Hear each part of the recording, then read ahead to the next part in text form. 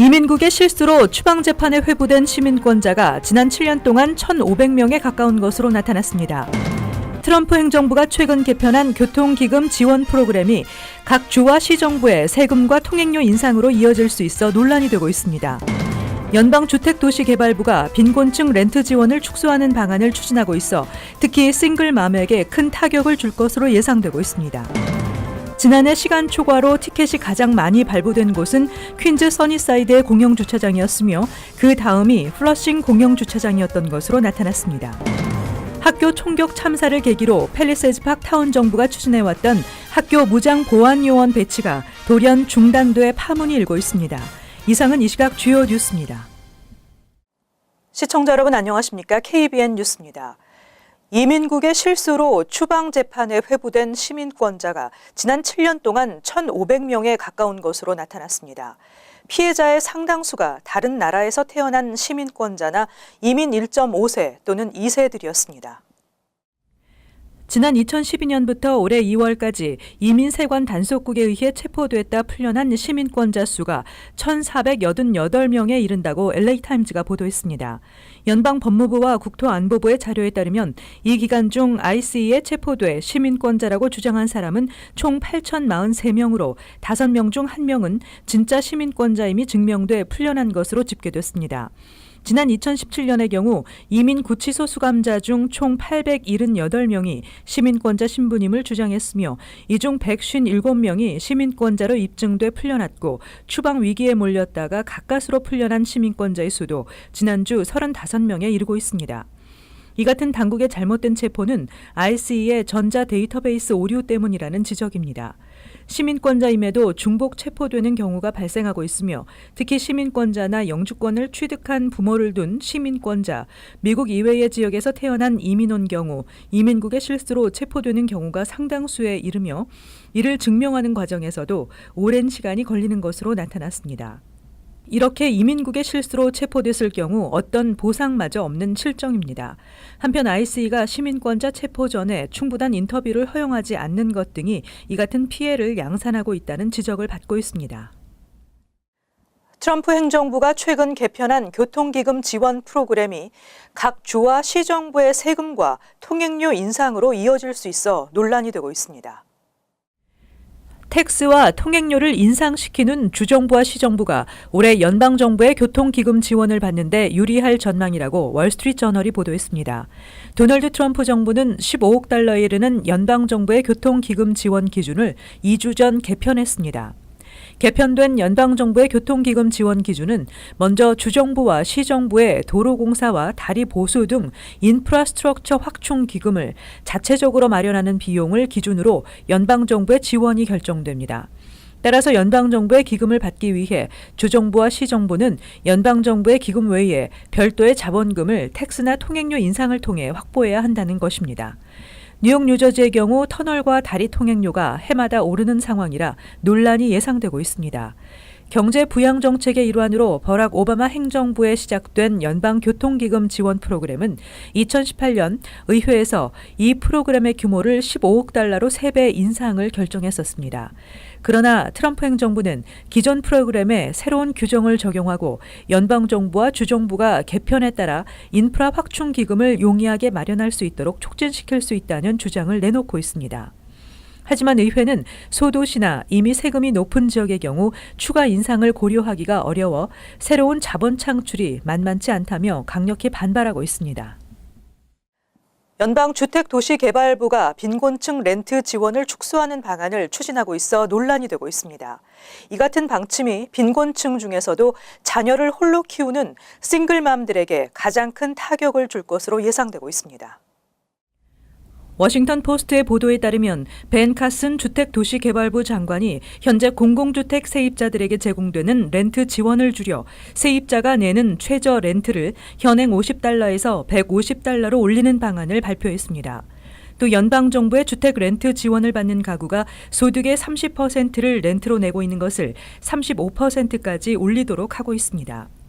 연방주택도시개발부의 이러한 방침에 대해 예산정책분석기관인 예산정책우선센터가 분석한 결과 현재 연방정부로부터 주택 렌트 지원을 받는 총 470만 가구 중 15%에 달하는 71만 2천여 가구에 가장 큰 영향을 줄 것으로 나타났으며 이 중 46만 가구가 싱글맘이라고 밝혔습니다. 이들 싱글맘들은 대부분 두 자녀를 키우고 있으며 이들의 연 중간소득은 $2,400에 불과하다고 밝히며 이 같은 방안은 강제 퇴거와 홈레스를 양산하는 정책이라고 비판했습니다. 또 20만 가구는 홈레스로 지내다 공공주택으로 입주해 자녀 없이 사는 독거 성인들인데 이들 역시 최저 렌트 인상으로 큰 타격을 받을 것이라고 밝혔습니다. 한편 65세 이상 노인과 장애인들은 이번 최저 렌트 인상 규정에서 6년 동안 제외되고 6년 뒤에는 소득의 30% 또는 $50를 렌트로 낼 수 있습니다. 올 11월 선거에서 연방 하원 의원에 도전하는 한인 후보를 후원하는 행사가 이번 주말 플러싱에서 열립니다. 펜실베니아에서 공화당 후보로 출마한 펄 김 후보인데요. 공화당 강세 지역이라 당선이 유력시 됩니다. 보도에 지한샘 기자입니다. 한인 여성 최초 연방 하원의원 당선에 도전하는 펄 김 후보를 후원하기 위한 행사가 열립니다. 펜실베니아주 델라웨어 카운티에서 검사로 활동하다 주 검찰청 수석 부검찰총장을 역임하기도 한 펄 김 후보는 지난 3월 18일 펜주 델라웨어 카운티 공화당위원회의 공식 지지를 받게 되면서 펜주 연방하원의원 제5선거구 공화당 단독 후보로 본선거를 앞두고 있는 상황입니다. 우리 펄 김이 출마하게 된 배경은 본인이 그 펜실베니아에서 검사로 활동을 하면서 펜실베니아 주의 변화를 일으켜 왔듯이 워싱턴 정가에서도 뭔가 큰 일을 한번 해보겠노라고. 펄 김 후보는 이민자 가정에서 한인 2세로 성장하면서 한인을 포함한 아시안의 권익을 지키는 것이 필요하다고 느꼈다며 커뮤니티의 목소리를 미 전역에 전달하는 대변자가 되겠다고 출마의 변을 밝혔습니다. 또 검사 생활을 해온 만큼 이민 문제와 인신매매, 성범죄, 오피오이드 남용 문제 등 사회 문제를 해결하고 싶다는 포부도 밝혔습니다. 이번 후원 행사는 오는 5월 5일 토요일 7시 뉴욕 플러싱 금강산 연회장에서 열릴 예정입니다. KBN 뉴스 지한샘입니다. 지난해 시간 초과로 티켓이 가장 많이 발부된 곳은 퀸즈의 써니사이드 공영주차장이었으며 그 다음이 플러싱 공영주차장이었던 것으로 나타났습니다. 전미 자동차협회에 따르면 지난해 시간 초과로 발부된 티켓이 가장 많았던 곳은 써니사이드의 공영주차장으로 총 3,658장이 발부됐습니다. 플러싱 공영주차장에서는 1,641장, 아스토리아의 스타인웨이에서는 981장이 발부됐습니다.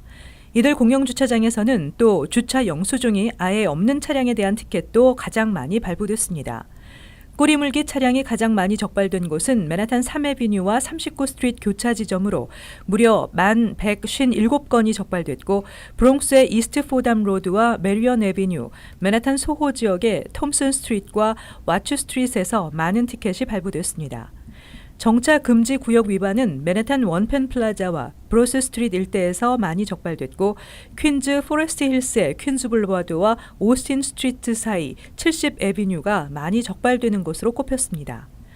전미 자동차협회에 따르면 꼬리물기로 인한 티켓 발부의 경우 출퇴근 시간대에 많은 운전자들이 무의식적으로 실수하는 경우가 많으며 공영주차장에서 시간 초과 발부 티켓은 주로 운전자들이 시간이 초과되는 것을 잊거나 유효 시간대를 모르고 영수증을 아예 끊지 않는 경우가 많다고 지적했습니다.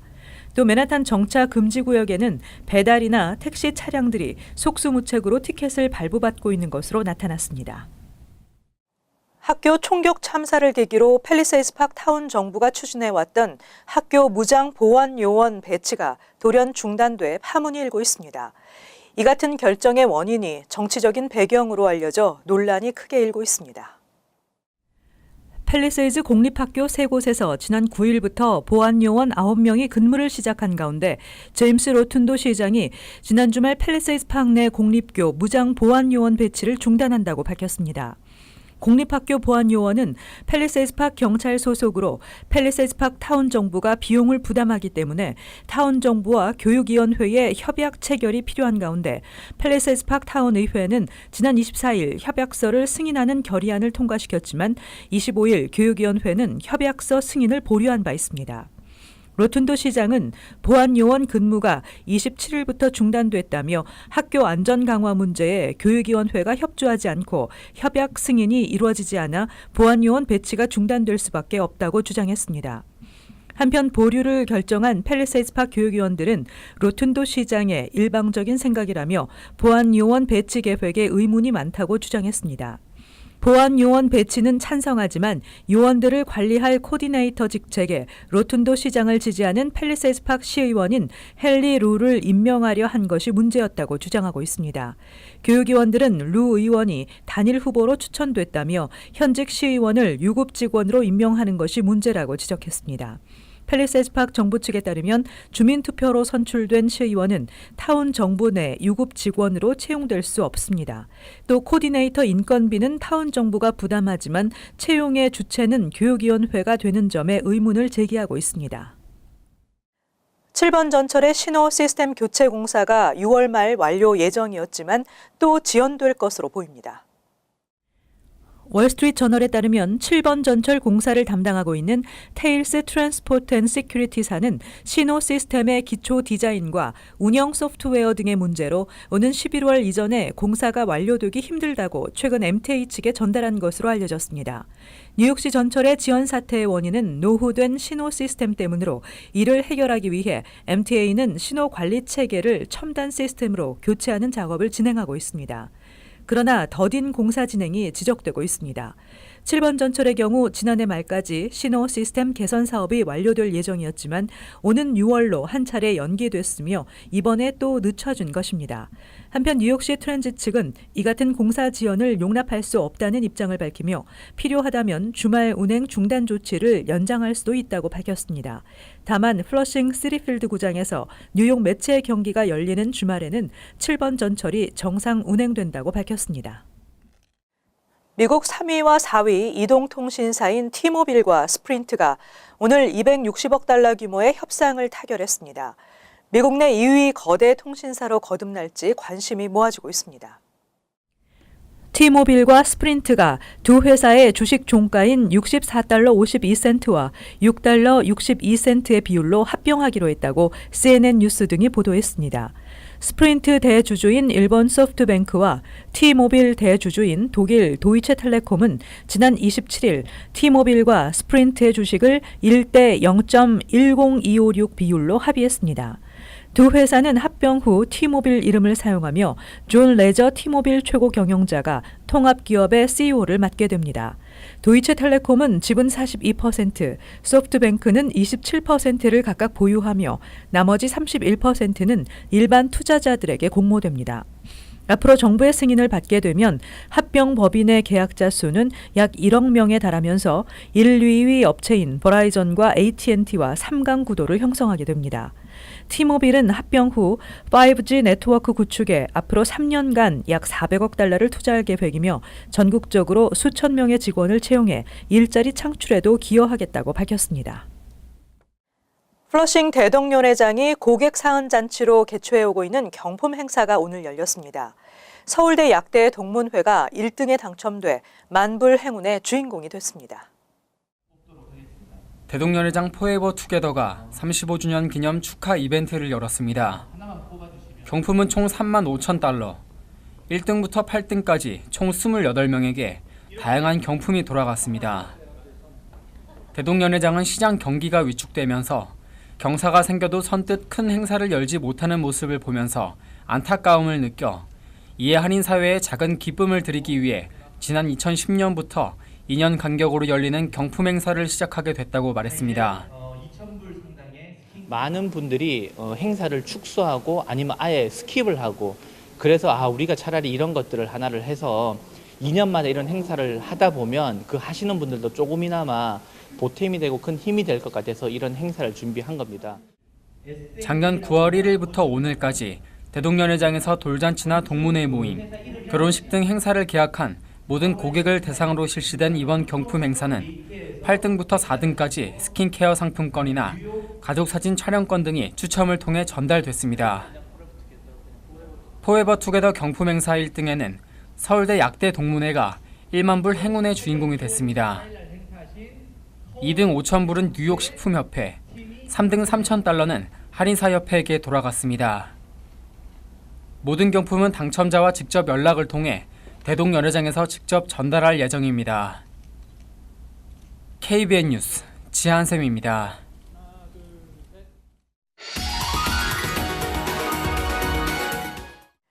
이어서 LA 지역 한인사회 소식입니다. 미 역사상 최악의 연쇄 살인 사건으로 손꼽히는 골든스테이트 킬러 사건. 범인 검거의 유전자 검거 웹사이트가 결정적인 역할을 했습니다. 그런데 이 사이트 이용자들은 나도 모르는 사이에 개인정보가 유출되고 있다며 사생활 침해 논란을 지적했습니다. 홍지은 기자입니다. 최근 캘리포니아 연쇄 살인범을 검거하는 데 결정적인 역할을 한 온라인 유전자 검사 웹사이트가 개인정보 유출 논란에 휩싸였습니다. 스티브 머서 메릴랜드주 국선 변호사는 유전자 검사 웹사이트에는 경찰의 접근을 차단하는 강력한 개인정보 보호법은 없다며 이용자들은 자신도 모르게 유전자 정보를 누군가에게 제공하고 있다고 지적했습니다.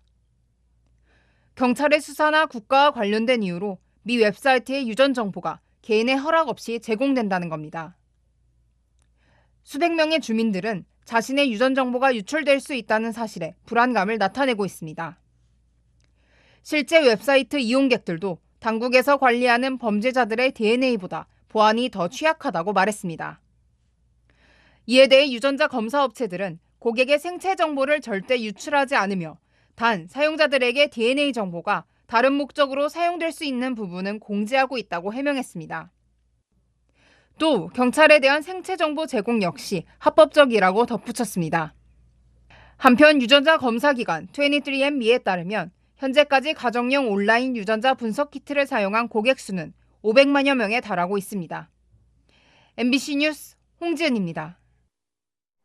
글로벌 맥주 브랜드 버드와이저가 40년 만에 LA 양조장을 공개합니다. 버드와이저는 샌파르난도 밸리에 위치한 앤하우저 부시 양조장을 대중들에게 공개하고 시설 투어를 40년 만에 다시 시행할 계획이라고 밝혔습니다. 참가자들은 90분 동안 진행되는 양조장 투어를 통해 맥주 양조의 주요 공정 관람과 다양한 종류의 맥주 테이스팅 등을 체험할 수 있습니다. 한편 주민들은 다음 달 1일부터 버드와이저 웹사이트를 통해 투어 예약을 할 수 있습니다. 이어서 간추린 소식입니다. 필라델피아 인근 먹스 카운티 워민스터의 차텀스 아파트에서 28일 오전 6시 50분쯤 자신의 어머니 장정숙 씨를 살해한 혐의로 김성희 씨가 현장에서 체포됐습니다. 경찰에 따르면 김 씨는 말다툼 끝에 어머니 장 씨의 머리를 수차례 때리고 얼굴을 흉기로 찔러 살해한 후 9.11에 직접 신고했습니다. 김 씨는 살해 혐의로 벅스카운티 구치소에 보석금 책정 없이 수감됐습니다. 칼리지 포인트 블루바드와 124스트릿에 있는 홈디포 매장 주차장에서 65세 서 모 씨가 불에 탄 차량 안에서 발견됐습니다. 경찰은 27일 밤 서 씨의 부인으로부터 남편이 자살을 하려 한다는 신고가 들어왔으며 서 씨의 차량 번호를 토대로 수색했다고 전하며 서 씨는 스스로 목숨을 끊은 것으로 보인다고 밝혔습니다. 지난 2016년 뺑소니 교통사고로 인한 사망자는 2,049명으로 2009년과 비교해 무려 62% 급증했다고 전미 자동차협회가 발표했습니다. 지난 10년 동안 뺑소니 사고로 숨진 피해자들의 65%는 보행자나 자전거 이용자였습니다. 또 2016년은 1975년 교통사고 사망자를 집계한 이후 사망자가 가장 많은 해였습니다.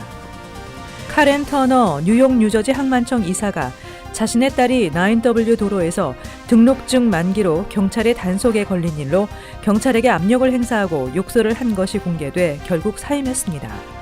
테너플라이 경찰국은 항만청에 사건을 보고했지만 별다른 조치가 취해지지 않았고 동영상이 대중에 공개되자 터너가 경찰을 향해 갑질을 했다는 비판이 거세게 쏟아졌습니다. 계속해서 환율과 증권 소식입니다.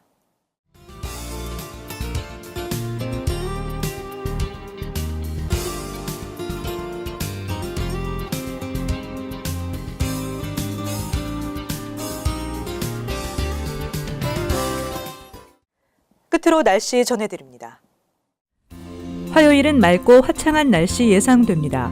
낮 최고 기온은 76도, 섭씨 영상 24도, 밤 최저 기온은 62도, 섭씨 영상 17도. 수요일 대체로 맑고 더운 날씨 예상됩니다. 목요일 역시 대체로 맑겠습니다. 이상으로 KBN 뉴스를 마칩니다. 시청해주신 여러분 고맙습니다.